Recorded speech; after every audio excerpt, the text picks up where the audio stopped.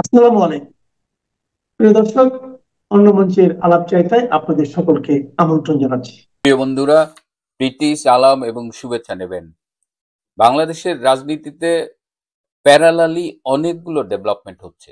আমরা যখন একটা বিষয়ে কথা বলি ভাববেন না যে ওইটাই একটা বিষয়, আরো একই সাথে অনেক ঘটনা ঘটছে। আবার আপনারা অনেক প্রশ্ন করেন আমাদের, কিন্তু কোনো প্রশ্নেরই আসলে স্ট্রেইট ফরওয়ার্ড এই মুহূর্তে উত্তর নেই। তবে যেহেতু প্রশ্নগুলো উত্থাপিত হচ্ছে, প্যারালালি অনেক ডেভেলপমেন্ট হচ্ছে, কোথাও না কোথাও গিয়ে আমরা পৌঁছব। বঙ্গভবনে আমাদের রাষ্ট্রপতি শাহাবুদ্দিন আহমেদ চুপ্পুর সাথে সেনাপ্রধান জেনারেল ওয়াকার খান এবং chief of general staff army Mizanur Rahman Shamim, lieutenant general Shamim নামেই তিনি পরিচিত। তো লেফটেন্যান্ট জেনারেল শামীম এবং জেনারেল ওয়াকার রাষ্ট্রপতির সাথে দেখা করেন, এবং এই দেখা করার খবরটা কিন্তু অনেকের কাছেই চলে গেছে, এবং সেই থেকে একটা আগ্রহ ছিল যে তাদের হঠাৎ করে দেখা করা। এবং জেনারেল ওয়াকার সাধারণত একা যান, অথবা তিনি তিন বাহিনীর প্রধানকে নিয়ে যান, কিন্তু হঠাৎ করে লেফটেন্যান্ট জেনারেল শামীমকে কেন নিয়ে গেলেন? তো এটা নিয়ে একটা কথাবার্তা হচ্ছে, কিন্তু যেহেতু এই তিনজনের ভেতরে এই বৈঠকটা ছিল, এটা খবর পাওয়াটা একটু, মানে এই নিউজটা খুব একটা আসেনি এবং আমি কোথাও দেখিনি। But I I kept on trying যে তাদের ভেতরে কি আলোচনা হয়েছিল। তাদের ভেতরে আসলে এটা একটা বলা যায় যে আহ, পারস্পরিক কুশল বিনিময়, শরীর স্বাস্থ্যের খবর নেয়, এগুলো হয়েছে। কিন্তু জেনারেল ওয়াকার গিয়েছিলেন বেসিক্যালি প্রেসিডেন্টকে কিছু বিহাইন্ড দ্য সিন যে ডেভেলপমেন্ট হচ্ছে সেই ডেভেলপমেন্ট সম্পর্কে প্রেসিডেন্টকে ইনফর্ম করতে গিয়েছিলেন। তার মধ্যে একটা হলো যে, আপনারা জানেন যে ডক্টর ইনুসের প্রস্থান নিয়ে কিন্তু বেশ আলোচনা হচ্ছে। এই দেশের ভেতরের যেসব স্টেক হোল্ডার্স আছে এবং দেশের বাইরে যারা রয়েছেন, যারা বিশেষ করে আমেরিকা, ভারত যারা রয়েছে, যেসব দেশ আমাদের ইন্টারনাল পলিটিক্স এবং বর্তমান সিচুয়েশনের সাথে কোনো না কোনোভাবে ইনভলভ। যদিও আপনি যদি জিজ্ঞেস করেন তারা বলবে এটা বাংলাদেশের আভ্যন্তরীণ ব্যাপার, আমরা জানি না, কিন্তু বিষয়টা রাজনীতি তো আপনারা জানেন। তো একটা মুভ আছে ডক্টর ইউনূসকে সরিয়ে দেওয়ার। তো সেই ক্ষেত্রে জেনারেল ওয়াকার আসলে রাষ্ট্রপতিকে এই বিষয়টাই জানাতে গিয়েছিলেন এবং বলেছিলেন যে ডক্টর ইউনূস চলে গেলে কি হবে। তো রাষ্ট্রপতি বেসিক্যালি আজকাল যেটা হয়েছে, তিনি শোনেন বেশি, বলেন কম। তো তিনি শুনেছেন এবং তিনি বলেছেন যে দেখেন, আপনারা যে সিদ্ধান্ত নেন আমার কাছে যদি সইয়ের জন্য আসে আমি সই করে দেবো, কারণ আমি তো এই রাজনৈতিক সিদ্ধান্ত বা এই পরিবর্তন এই বিষয়গুলোর সাথে ইনভলভ না। আমি একটা আলংকরিক পদে রয়েছি, সুতরাং আপনারা যে সিদ্ধান্ত নেবেন, যদি ডক্টর ইউনূস চলে যেতে চায়, উনি নিজে পদত্যাগ করে বা যাই হোক, আমার যদি অ্যাপ্রুভাল দরকার হয় সেই অ্যাপ্রুভালটা আমি করে দেব। তো এইটা ছিল কি আলোচনা। এই আলোচনায় কেন লেফটেন্যান্ট জেনারেল শামীমকে নিয়ে গেলেন, এটা নিয়েও একটা কথা উঠেছে। কারণ কারণ আরো একটা মুভ আছে যে সেনা প্রধানের পদ থেকে ওয়াকার খানকেই বরং সরিয়ে দেওয়া হবে, এরকমও একটা মুভ কিন্তু আছে। ওয়াকারের বিরোধিতা এখন অনেক বেশি, আগের যে কোনো সময়ের চাইতে ওয়াকারকে সরিয়ে দেওয়ার জন্য জাতীয় ও আন্তর্জাতিক তৎপরতাগুলো কাজ করছে, এবং এমনকি আমেরিকা ও তার উপর হ্যাপি না। আমি আপনাদের জানিয়ে রাখলাম, খুব লেটেস্ট ডেভেলপমেন্ট হলো। তো ওয়াকার সরে গেলে কে আসবে, সেটা নিয়েও তো কে হবে পরবর্তী সেনা প্রধান, এগুলো নিয়ে আলোচনা হচ্ছে। দুজনের নাম আসছে, তার মধ্যে একজন হলো এই লেফটেন্যান্ট জেনারেল শামীম। এই শামীমকে এই কারণে রাষ্ট্রপতির কাছে নিয়ে গেছে কারণ ওয়াকার জানেন যে হয়তো তিনি যেতে চান না। First thing, he doesn't want to go. তিনি সেনা প্রধান হিসেবে তার 3 বছরের যে মেয়াদ সেটা তিনি শেষ করতে চান, এবং এর জন্য তিনি সবার কাছে গিয়েছেন। তিনি বিএনপির সাথে আপোষ করেছেন, তিনি জামাতের তো আগের থেকে তিনি নিজেই জামাত, তিনি ইউনূসের সাথে অনেক ছাড় দিয়ে চলাচল করেন।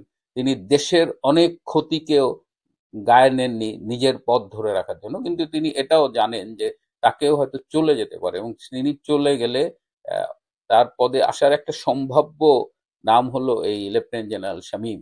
তো শামীমকে তিনি নিয়ে গেছেন যাতে শামীমও দেখলো ব্যাপারগুলো কি হয়। শামীমকে তিনি এনগেজ করলেন বিষয়গুলোর মধ্যে দিয়ে। তো এইভাবে চলছে, অনেক অনেক আপডেট হচ্ছে। আমি চেষ্টা করব যে একসাথে সব না বলে মাঝে মাঝে বলতে। তো আজ একে বলে বিলকুল হাওয়া টাইট, পুরো হাওয়া টাইট হয়ে গেছে ডক্টর মোহাম্মদ ইউনূসের। অনেকদিন আগে আমি একটা ভিডিও করেছিলাম যে হিলারি ক্লিন্টনের সঙ্গে কথা বলার জন্য ডক্টর ইউনূস ফোন করেছিলেন, কিন্তু হিলারি ক্লিন্টন ফোন ধরেননি। কিন্তু পেছনের ব্যাপারটা আমি জানতাম না। গতকালকে একটা আমি নিউজ চ্যানেলে একটা ভিডিও দেখছিলাম, ফক্স টিভিতে হচ্ছিল, লাইভ হচ্ছিল, Hillary Clinton speaks at on council on foreign relations. Hillary Clinton বলছেন, দেখতে পাচ্ছেন কিনা জানি না আমি, এখন তো ভিডিও তো আমার এখানে চলবে না, আর ভিডিও লাগাতেও পারবে না, কারণ এটা ফক্স টিভির নিউজ আছে। এখন আমি কাটতেও জানি না। এখন বোঝা গেল যে কেন হিলারি ক্লিন্টন ফোন ধরেননি। হিলারি ক্লিন্টনকে যখন জিজ্ঞেস করা হয় যে আপনাদের তো একটা ফাউন্ডেশন আছে, সেই ফাউন্ডেশনের নামটা বারবার উঠে আসছে এই বাংলাদেশের আপনার সরকার পরিবর্তন নিয়ে, এই রেজিম চেঞ্জের সঙ্গে নাকি আপনার ফাউন্ডেশন নাকি জড়িত, এইটা মানে প্রশ্নকর্তা জিজ্ঞেস করেন। তখন হিলারি ক্লিন্টন একটা কথা বলেন, দেখুন ফাউন্ডেশন আমাদের আছে, সেই ফাউন্ডেশনের সঙ্গে ডক্টর মোহাম্মদ ইউনূসের যোগাযোগও আছে, তার অংশীদারিত্ব আছে, কিন্তু এই রেজিম চেঞ্জ যেটা হয়েছে তার সঙ্গে না আমাদের সম্পর্ক আছে, না আমাদের দলের কোনো সম্পর্ক আছে, আর আমেরিকার সম্পর্ক আছে বলে আমি বিশ্বাস করি না। মানে পুরোপুরি আমেরিকা সহ নিজের দলকে নিজেকে পুরো একেবারে সরিয়ে নিলেন। তারপর প্রশ্নকর্তা দ্বিতীয় প্রশ্ন করেন যে এটা শোনা যাচ্ছে যে হিলারি ক্লিন্টন এবং বিল ক্লিন্টন তাদের জন্যই তাকে বাইডেন তাকে এখানে এনে তার সাথে ছবি তোলা হয়েছিল, তার সঙ্গে বিশেষ সাক্ষাৎকার ব্যবস্থা করা হয়েছিল। তখন উনি বলেন প্রত্যেকটা রাষ্ট্রনেতার সঙ্গে প্রত্যেক নোবেল জয়ীর অনেক আলাপ থাকে, তিনি অনেক রাষ্ট্রনেতাদের মধ্যে একজন। আমি বলছি না তার সঙ্গে আমার আলাপ নেই, তিনি আমার ফাউন্ডেশনের কেউ নন, এই কথা আমি বলছি না। আমি বলছি তিনি আমাদের ফাউন্ডেশনের লোক, আর তার ফাউন্ডেশনে তার অংশীদারিত্ব রয়েছে, তার ফাউন্ডেশন এখানে কাজকর্ম করে এবং সেই কাজকর্ম আমরা দেখি।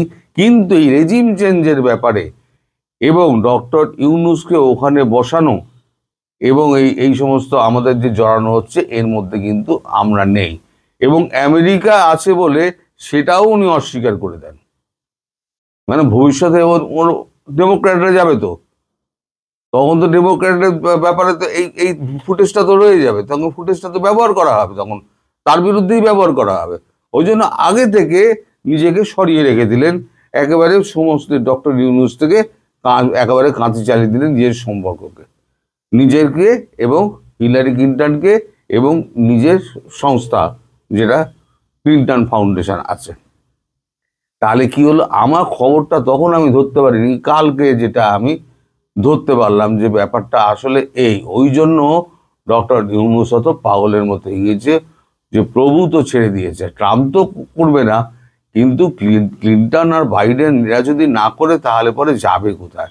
এখন সত্যি সত্যি দেখা যাচ্ছে যে তার পেছনে কোনো আশীর্বাদের হাত আর নেই।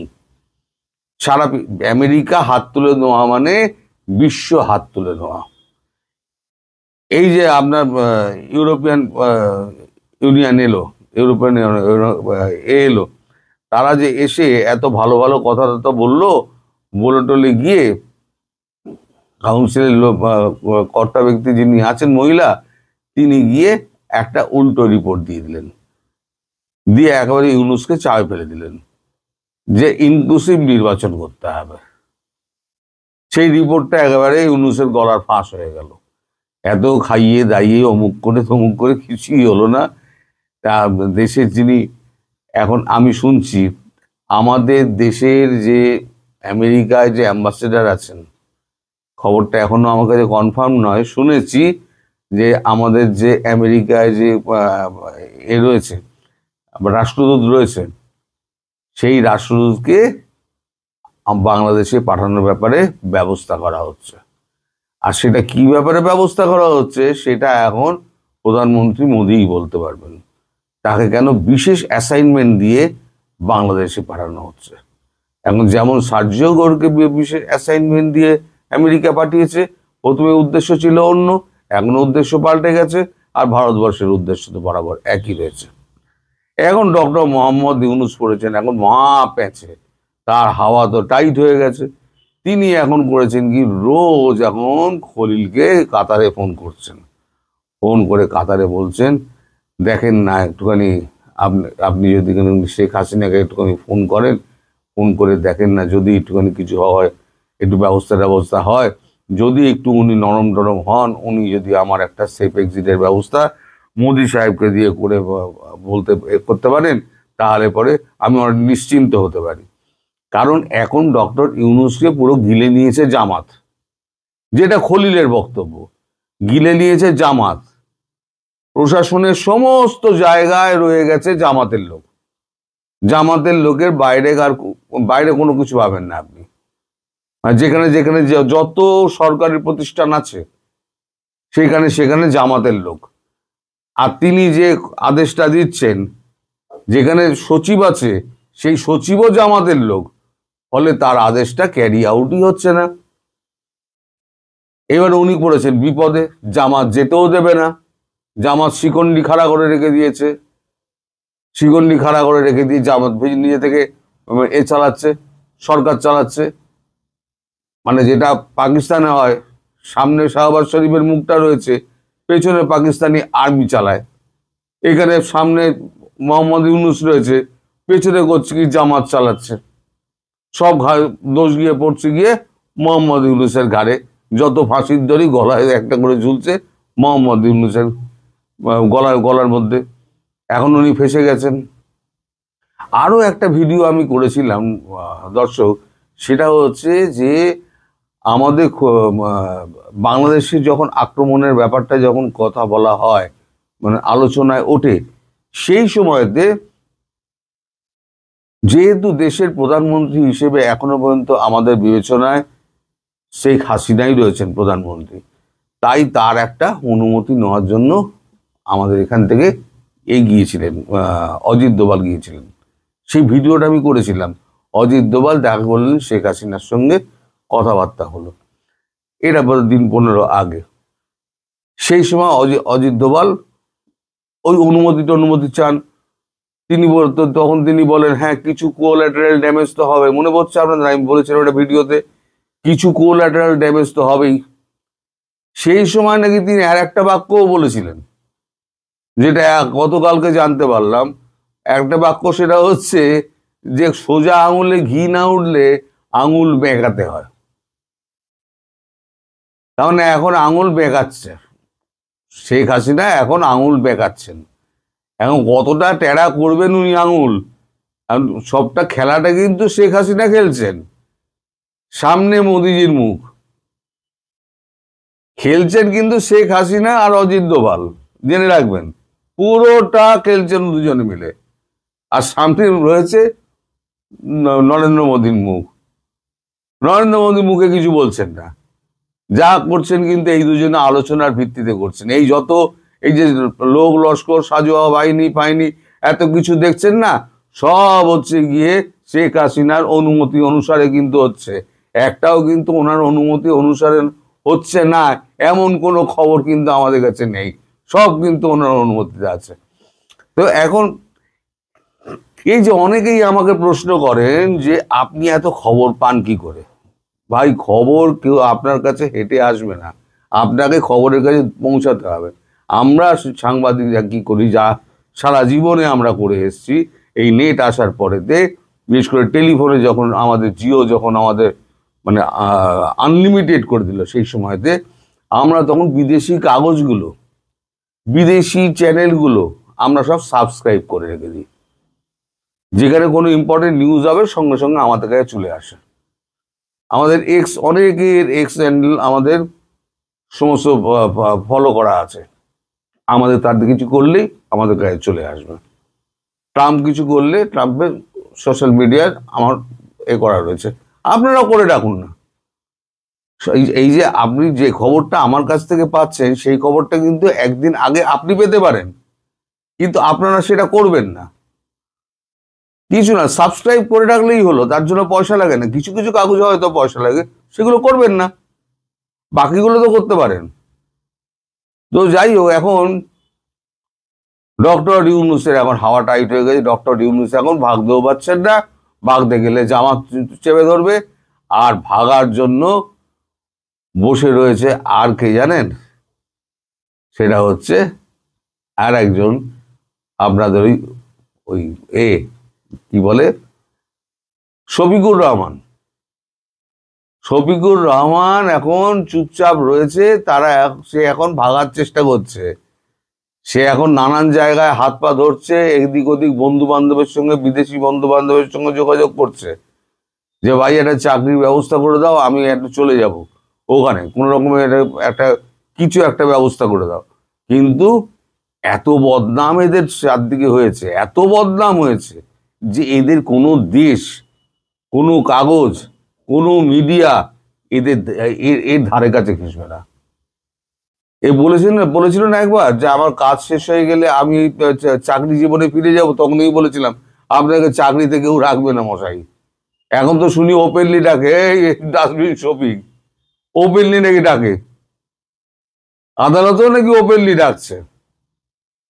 যে ক্যাঙ্গারু রায় কোর্টের রায় আছে না, এই দেখুন ক্যাঙ্গারু কোর্টের রায়ে যারা প্রসিকিউটর আছে আর যারা রয়েছে জাজ ফাজ ছিলেন যারা, তাদের অবস্থা কি হয়, তারাও ছাড় পাবেন না। যারা এই ক্যাঙ্গারু কোর্টের অভিনয়টা করেছেন না, তারাও কিন্তু কেউ ছাড় পাবেন না, তারাও কিন্তু জালের মধ্যে পড়ে গেছেন। কারেন্ট জাল আপনাদের আছে না ইলিশ ধরার জন্য, ওই কারেন্ট জালে পড়ে গেছেন। ইউনূস সহ সব কটা কারেন্ট জালে পড়ে গেছেন। আর মনে রাখবেন, সেটা হচ্ছে আননোন ড্রোন, যেমন মায়ানমারে পড়েছিল, এই আননোন ড্রোন হঠাৎ দেখবেন আপনাদের ওখানে দুমদাম আওয়াজ দিতে শুরু করেছে। কে মারছে বুঝতে পারবেন না, আননোন ড্রোন। যেমন একটা পড়েছিল আপনার এয়ারপোর্টে, আননোন ড্রোন পড়বে, কোনোটা সশব্দে, কোনোটা নিঃশব্দে। এবার অপেক্ষা করুন। গত 19 ও 20 তারিখে দিল্লি বৈঠকে ভারতের জাতীয় নিরাপত্তা উপদেষ্টা তার বাংলাদেশের কাউন্টার পার্ট খলিলুর রহমানকে সাদা বাংলায় কয়েকটা বিষয়ে একেবারে চূড়ান্ত হুমকি দিয়েছিলেন। তার মধ্যে সবচেয়ে বড় হুমকি ছিল বাংলাদেশের মাটিতে পাকিস্তানের আইএসআই এর সঙ্গে তাল মিলিয়ে যে ভারত বিরোধী জঙ্গি তৎপরতা চলছে, তা বন্ধ না করলে ভারত নিজেই ব্যবস্থা নেবে সেটা বন্ধ করার। অর্থাৎ ভারতীয় সেনা বাংলাদেশে ঢুকে যাবে, তারপর শুধু যে জঙ্গিদের বিরুদ্ধে ব্যবস্থা নেবে তা নয়, আরো অনেক হিসাব মেটাবে। খুব স্বাভাবিকভাবেই ভারতের এই হুমকিকে কথার কথা মনে করার কারণ ছিল না। খোঁজ নিচ্ছিলাম এই হুমকি পেয়ে বাংলাদেশ কি করে। খবর আসছিল অসমর্থিত সূত্র থেকে যে জঙ্গিদের বিরুদ্ধে ব্যবস্থা নিচ্ছে নাকি সেখানকার সেনা, সরকার নয়, সে দেশের সেনা। কারণ সরকার চায়নি জঙ্গিদের বিরুদ্ধে ব্যবস্থা নিতে, তাহলে তো সরকারের গদিটা টলমল করে যাবে, পড়ে যাবে সরকার।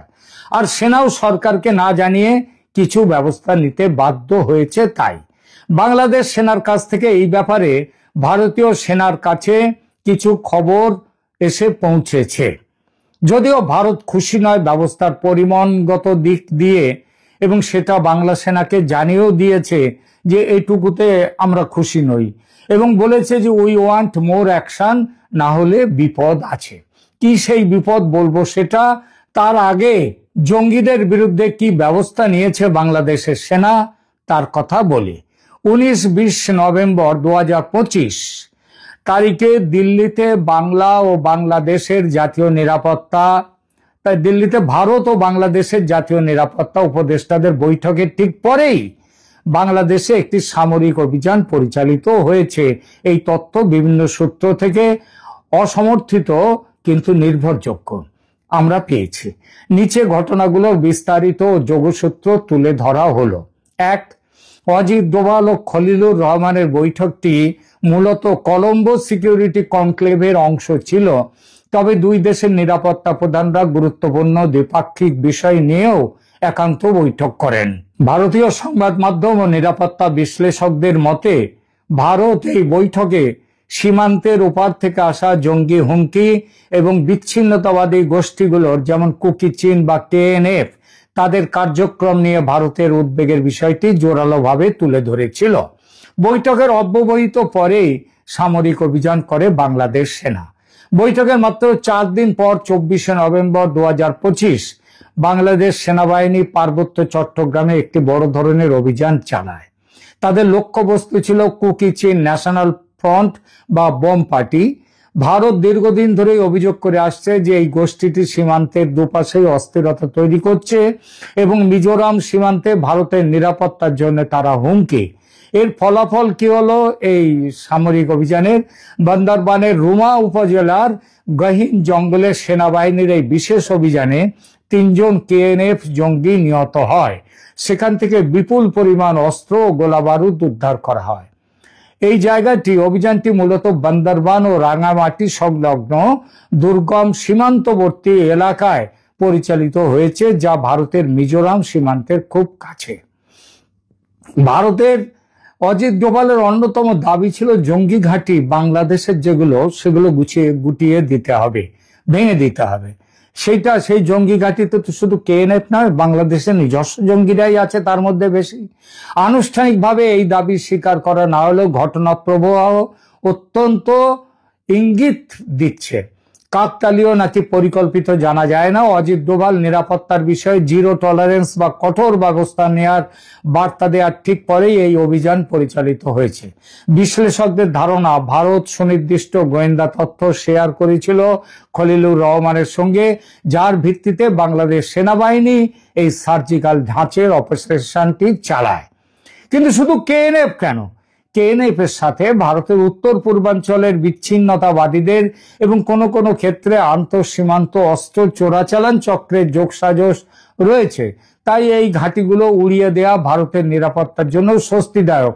কিন্তু বাংলাদেশের নিজস্ব যে জঙ্গিরা আছে, তাদের নিজেদের যে জঙ্গিরা আছে, ওই আল শামস, আল বদর, ABT, হিজবুত তাহরির, এই যেসবগুলো রয়েছে, তাদের ক্ষেত্রে কি ব্যবস্থা? কোনো ব্যবস্থা নেওয়া হয়নি এবং তার জন্য ভারত এই ব্যবস্থাতে সন্তুষ্ট নয়। এটুকুতে ভারত বেশ বড় ধরনের 12টি জঙ্গি ঘাঁটির তালিকা দিয়েছিল খলিলুর রহমানের হাতে। তার মধ্যে মাত্র 2-3টির ক্ষেত্রে ব্যবস্থা নিয়েছে বাংলাদেশ, সেগুলো ওই KNF জঙ্গিদের ব্যাপারে। বাকিগুলো যথারীতি আছে।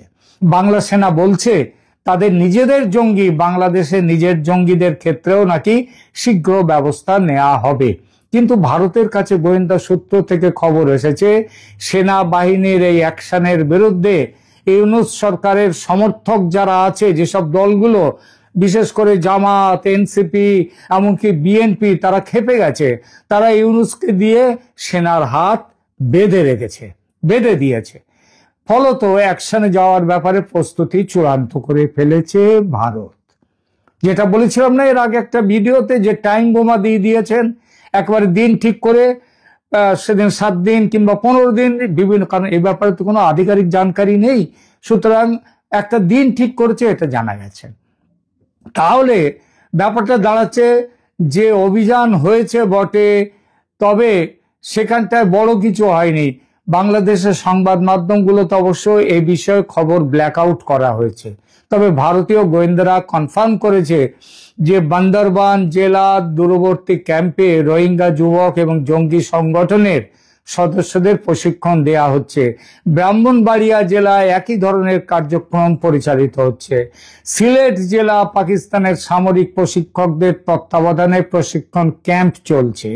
প্রশিক্ষণের বিষয়বস্তু হলো এই ক্যাম্পগুলিতে IED তৈরি, গেরিলা কৌশল এবং সীমান্ত অনুপ্রবেশ প্রশিক্ষণ দেওয়া হচ্ছে। এই ক্যাম্পগুলোর বেশিরভাগই চলছে যথারীতি চালু আছে উত্তর বাংলাদেশের জঙ্গি ক্যাম্পগুলো। আর এতেই খেপে গেছে ভারত এবং প্রথম টার্গেট রেখেছে ওই উত্তর বাংলাদেশের অংশ, শিলিগুড়ি করিডোরের লাগোয়া সীমান্ত। প্রস্তুতি পর্ব শেষ, এখন শুধু ফায়ার বলার অপেক্ষা, তারপরে দুমদুমার শুরু হবে। কিরকম প্রস্তুতি ভারতের? কোন দেশের, দেখুন, কোন দেশের সেনাবাহিনীর লাইভ বা প্রকৃত সেনা সংখ্যা এবং মজুত করা অস্ত্রের সুনির্দিষ্ট তালিকা গোপন থাকে, পাওয়া যায় না। তবে সামরিক গঠনের বা ফরমেশনের সাধারণ কাঠামো এবং ওপেন সোর্স বা জনসমক্ষে আসা তথ্যের ভিত্তিতে একটি ধারণা দেয়া যায়। ভারতের সামরিক উপস্থিতিটা কিরকম? ভারতের পূর্বাঞ্চলীয় কমান্ডের অধীনে এই এলাকাটি অত্যন্ত সুরক্ষিত। ওই শিলিগুড়ি করিডোরের ওই এলাকা মূল দায়িত্ব পালন করে ত্রিশক্তি কোর। প্রধান ঘাঁটি ওর অবস্থান হলো সুকনা, এটা শিলিগুড়ির খুব কাছে, এবং এখানে 33 নম্বর কোরের সদর দপ্তর। এটি এই পুরো অঞ্চলের প্রধান কমান্ড সেন্টার। বিন্নাগুড়ি, এখানে 20 মাউন্টেন ডিভিশন, কিরপান ডিভিশন আছে, তার সদর দপ্তর। এই ডিভিশনটি মূলত ডুয়ার্স এবং করিডোরের সুরক্ষার দায়িত্বে থাকে। কালিম্পং, এখানে 27 মাউন্টেন ডিভিশন, স্ট্রাইকিং লায়ন নাম তার সদর দপ্তর। যদিও এটি পাহাড়ে, তবুও করিডোরের উত্তর দিকের সুরক্ষায় এটি গুরুত্বপূর্ণ। এছাড়া নতুন ফরওয়ার্ড বেস হয়েছে অতি সম্প্রতি। ভারত সরকার এই করিডোরকে আরো শক্তিশালী করতে 3টি নতুন গ্যারিসন বা ফরওয়ার্ড বেস তৈরি করেছে। চোপড়ায়, যেটা উত্তর দিনাজপুর বা বাংলাদেশ সীমান্তের খুব কাছে, কিষানগঞ্জ বিহার সীমান্তে, ধুবড়ি আসাম সীমান্তে, এবং বিমান ঘাঁটি আছে হাসিমারায়, আলিপুরদুয়ারে অবস্থিত। এই ঘাঁটিটি কৌশলগতভাবে সবচেয়ে গুরুত্বপূর্ণ। এখানে ভারতীয় বিমান বাহিনীর 101 স্কোয়াড্রন মোতায়েন রয়েছে, যারা অত্যাধুনিক রাফাল যুদ্ধ বিমান পরিচালনা করে। আছে বিমান দপ্তর আছে বাগডোগরায়। এটি মূলত হেলিকপ্টার ইউনিট এবং পরিবহন বিমানের জন্য ব্যবহৃত হয়, যা দ্রুত সৈন্য রসদ পাঠায়। আনুমানিক সৈন্য সংখ্যা কত আছে? আনুমানিক সৈন্য সংখ্যা 40 থেকে 50 হাজার। সাধারণত, অসাধারণ ক্ষেত্রে এটা আরো বেড়ে যায়। আর যুদ্ধাস্ত্র, ওই যে বললাম রাফাল ফাইটার জেট আছে, MI-17 আছে, হেলিকপ্টার, চিনুক হেলিকপ্টার আছে, হেভি লিফট হেলিকপ্টার আছে, স্থলপথে T-72 ক্যাম্প, T-92 যে tank, T-72, T-90 Bhishma tank আছে সমতল এলাকার জন্য। এছাড়া আছে বোফোর্স এবং M777 আল্ট্রালাইট হাউইটজার পাহাড়ি এলাকার জন্য। আর আকাশ প্রতিরক্ষা এয়ার ডিফেন্স সিস্টেম আছে S-400। এবার দেখা যাক বাংলাদেশের প্রস্তুতিটা কেমন। দেখুন, শিলিগুড়ি করিডোরের ঠিক উল্টো দিকে বাংলাদেশের উত্তরাঞ্চল বা রংপুর রিজিয়ন অবস্থিত। এই এলাকাটি বাংলাদেশ সেনাবাহিনীর রংপুর এরিয়া কমান্ডের অধীনে। প্রধান ঘাঁটি তার হলো রংপুর সেনানিবাস, রংপুর ক্যান্টনমেন্ট। এটি এই অঞ্চলের প্রধান সামরিক ঘাঁটি। এখানে 66 পদাতিক ডিভিশন, ইনফ্যান্ট্রি ডিভিশনের সদর দপ্তর। এছাড়াও সৈয়দপুর সেনানিবাস, এটি রংপুরের কাছেই অবস্থিত এবং এখানে EME সেন্টার এবং আর্টিলারি ইউনিটের উপস্থিতি। খোলাহাটি সেনানিবাস দিনাজপুরের পার্বতীপুরে, এটিও কৌশলগতভাবে ভারতের করিডোরের খুব কাছে। আনুমানিক সৈন্য যুদ্ধাস্ত্রের ধরনটা কি? সব মিলে সৈন্য সংখ্যা এই ডিভিশনে আছে মোটামুটি 10,000 থেকে 15,000। রংপুরের আশেপাশের ব্রিগেডগুলো মিলিয়ে এই অঞ্চলের সর্বাধিক 20,000-এর মতো সৈন্য মোতায়েন থাকতে পারে। আর যুদ্ধাস্ত্র, আর্মড বা সাঁজোয়া বাহিনী আছে। রংপুর ডিভিশনের অধীনে আর্মার্ড রেজিমেন্ট বা ট্যাঙ্ক ইউনিট রয়েছে। এখানে সাধারণত MBT 2000 বা টাইপ 69 ট্যাঙ্ক ব্যবহার করা হয়। আর্টিলারি, কামানের গোলা বা আর্টিলারি ব্রিগেড আছে, 66 আর্টিলারি ব্রিগেড। পদাতিক বাহিনী, তাদের আধুনিক assault rifle, anti tank guided missile এবং মোটর সজ্জিত পদাতিক বাহিনী আছে। তুলনামূলক আলোচনা করলে দেখব ভারতের কাছে বাংলাদেশ সামরিক শক্তির বিচারে কোনো প্রতিপক্ষ নয়।